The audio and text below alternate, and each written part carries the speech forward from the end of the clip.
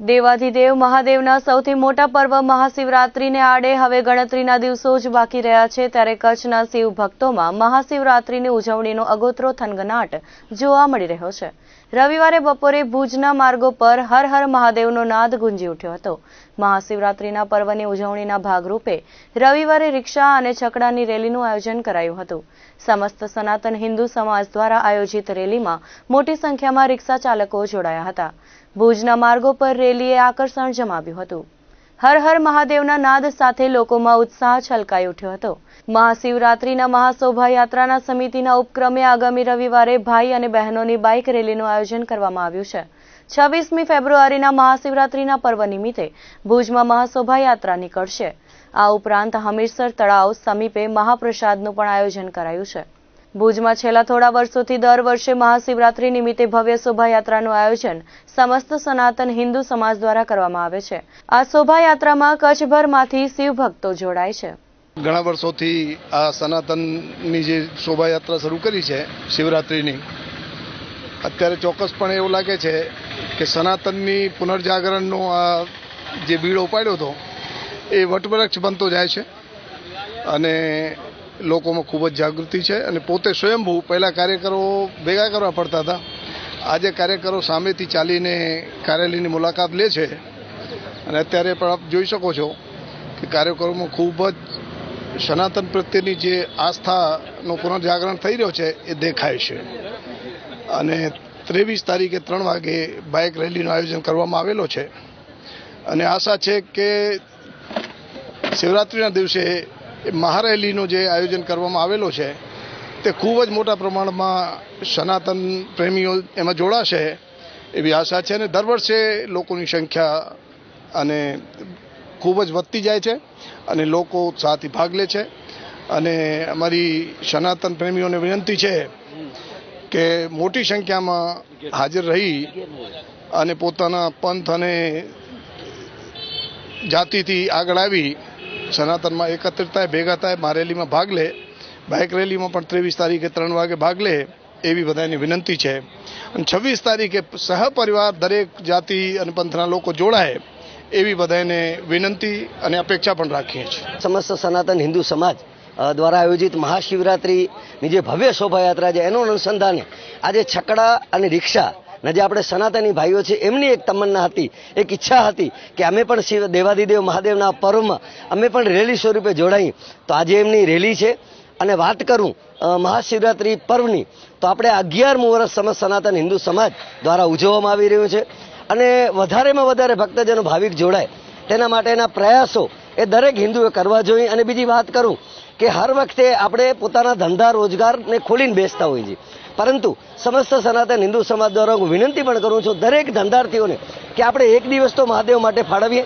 તો મહાશિવરાત્રિ જ્યારે 26 તારીખે છે ત્યારે દરેક પોતાના બપોર સુધી ધંધા રોજગાર બંધ કરી સહપરિવાર જોડાય। બીજું સાથે સાથે કારણ કે આ મહાદેવનું પર્વ છે એટલે ભુજના તમામ જે પણ મહિલા મંડળો છે, જે તમામ સમાજો છે, તમામ યુવક મંડળો, ગણેશ મંડળો અને નવરાત્રિ મંડળો એ પણ પોતાના ઉત્સાહ સાથે જોડાય અને દેવાધિદેવ મહાદેવના પર્વને આપણે એ જ સૂત્ર આપ્યું હતું પહેલા વર્ષથી, અત્યારે પણ એ સૂત્ર રાખીએ છીએ કે હર હર મહાદેવ ઘર ઘર મહાદેવ, જેના કારણે આપણે દરેક સનાતની હિન્દુ એક નેજા હેઠળ ત્યાં મહાકુંભ થઈ રહ્યો છે 144 વર્ષ બાદ, તો આપણે પણ અહીંયા શિવરાત્રિ રૂપે ભુજમાં પણ હિન્દુઓનો મહાકુંભ એટલે કે મહાશિવરાત્રિનું મહાપર્વ ઉજવીએ તો દરેક પોતાના ધંધા રોજગાર બપોર સુધી બંધ રાખી અને આમાં પરિવાર સાથે જોડાય। અને વાત કરું યુવાઓ માટે તો જે આપણે આગામી પૂર્વ સંધ્યાએ એટલે કે રવિવારે 23 તારીખના એક ભવ્ય બાઇક રેલીનું પણ આયોજન છે, તો એમાં તમામ નાનાથી મોટા યુવાનો અને વડીલો તમામ જોડાય એવી પણ સમસ્ત સનાતન હિન્દુ સમાજ તરફથી મારી હૃદયથી પ્રાર્થના છે।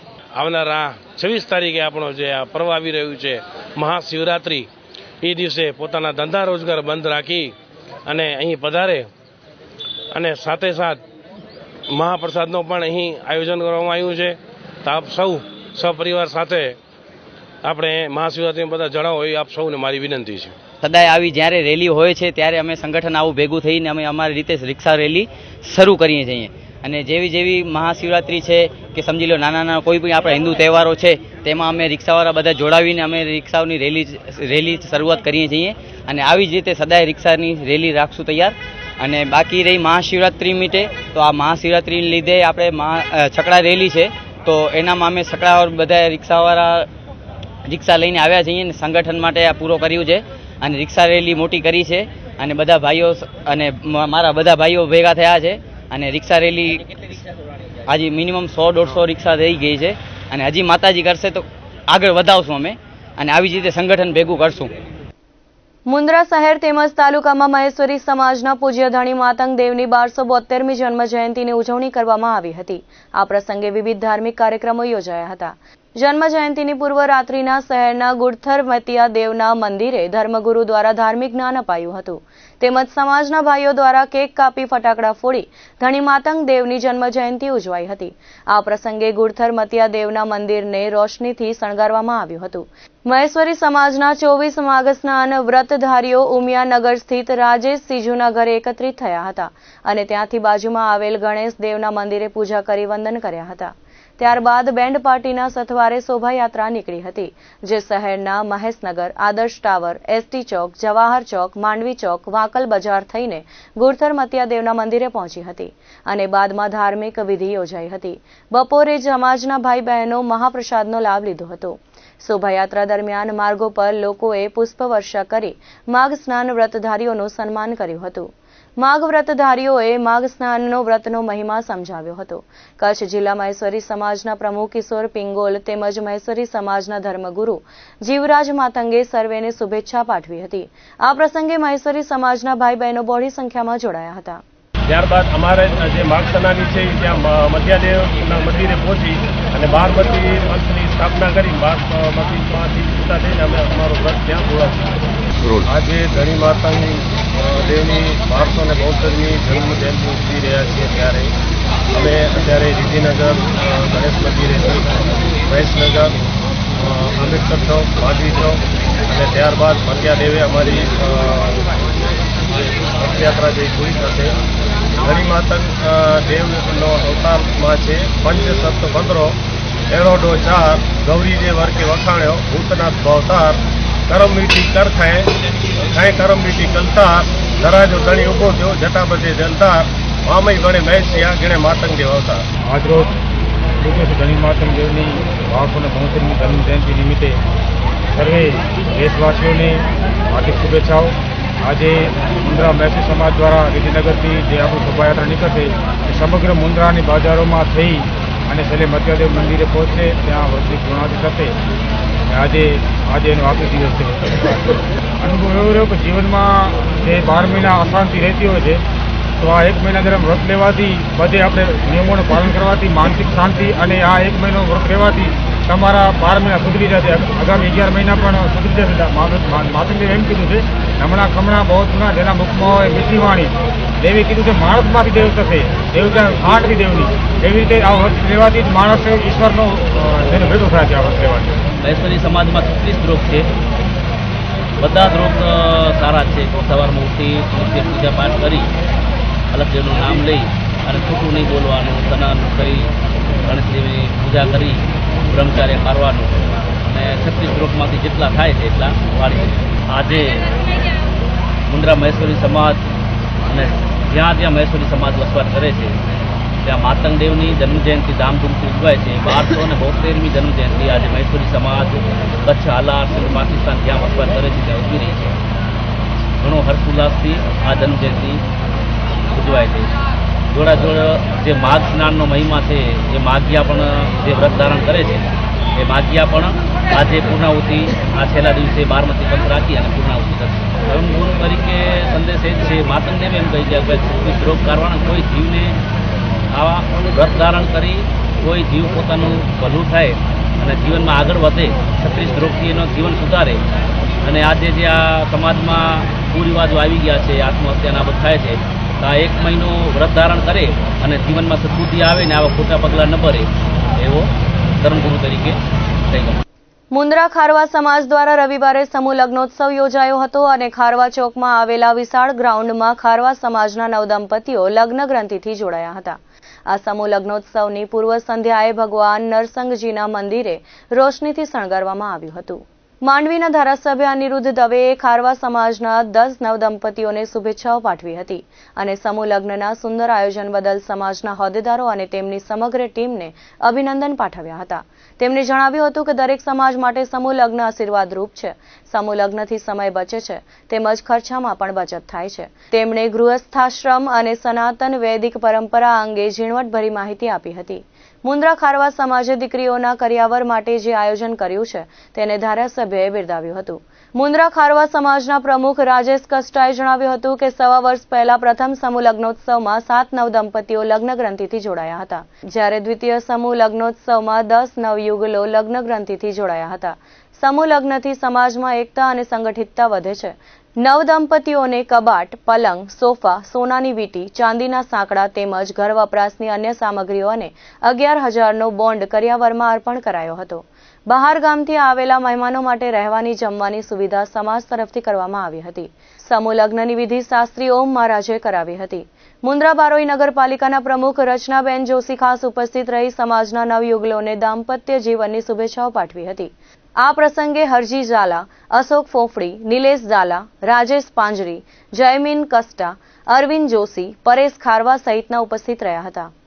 આયોજનને સફળ બનાવવા મુન્દ્રા ખારવા સમાજના દેવજી માલમ, દિનેશ માલમ, મહેશ ચાવડા, મહેશ કસ્ટા, વિશાલ માલમ, ધીરજ સેરાજી, ભાવિક ચુડાસમા, જલારામ ચુડાસમા, કિશન પરમાર, અરુણ પોદાર, સુરજી કસ્તુરિયા, ભરત માલમ, બાલુ મોતીવરસ, દરિયાલાલ મિત્ર મંડળ, રામ મિત્ર મંડળ, સાગર છોરુ મિત્ર મંડળના ગંગુ માલમ અને ગ્રુપે જહેમત ઉઠાવી હતી. મુન્દ્રા ખારવા સમાજે ઘણા વખતથી સમૂહ લગ્નનું આયોજન કરે છે. આજે પણ અહીંયા કુલ મળીને 10 જોડલા સમૂહ લગ્નની અંદર પ્રભુતામાં પગલાં માંડવા જઈ રહ્યા છે, ત્યારે એમને હું નવદાંપત્ય જીવનની ખૂબ શુભેચ્છા પાઠવું છું. વિશેષતા એ છે કે દરેક ચોરી મંડપને સરસ મજાના નામ આપેલા છે. સનાતન સંસ્કૃતિનું જતન થતું હોય એવું અહીં દેખાય છે.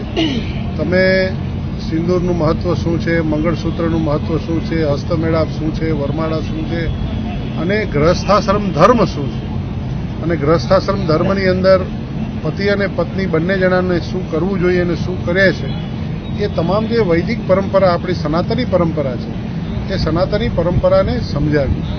આજે પાશ્ચાત્ય જગતના અનુકરણમાં ઘણા બધા કુટુંબો વિખેરાઈ રહ્યા છે, ત્યારે સનાતન સંસ્કૃતિ જે એક એવી સંસ્કૃતિ છે કે જે પરિવારને, કુટુંબને, સમાજને એક તાંતણે, પ્રેમના તાંતણેથી બાંધતી હોય છે. અને એની અંદર પણ જે લગ્ન પદ્ધતિ છે એ લગ્ન પદ્ધતિમાં તમામ વસ્તુઓ સનાતની પરંપરાના એના મૂલ્યો અને અર્થો દર્શાવેલા છે કે 4 ફેરા શેના માટે છે, સપ્તપદી શું છે. સપ્તપદીમાં પતિ પત્ની બંને એકબીજાને વચન આપે છે અને પરિવારના નિભાવની એકબીજા પ્રત્યેની જવાબદારીઓ સાથે લે છે. એટલે જે આ એક વિષય છે એ કુટુંબને સહજ રીતે ધારણ કરવાનો અને કુટુંબને સમજવા માટેનો વિષય છે. 2 અલગ અલગ જાણતા ન જાણતા શરીરો એક બને છે અને પરિવારને એક કરે છે. તો એ મન અને આત્માનું પણ મિલન છે, માત્ર શરીરનું મિલન નથી. મન અને આત્માના મિલન થવાથી એ સુંદરતા પ્રગટતી હોય છે. માટે જ કહેવાયું છે ધન્યો ગ્રહસ્થાશ્રમ. તો આ ધન્યો ગ્રહસ્થાશ્રમ ધર્મના આ સમૂહ લગ્નની અંદર ખર્ચા બચે છે.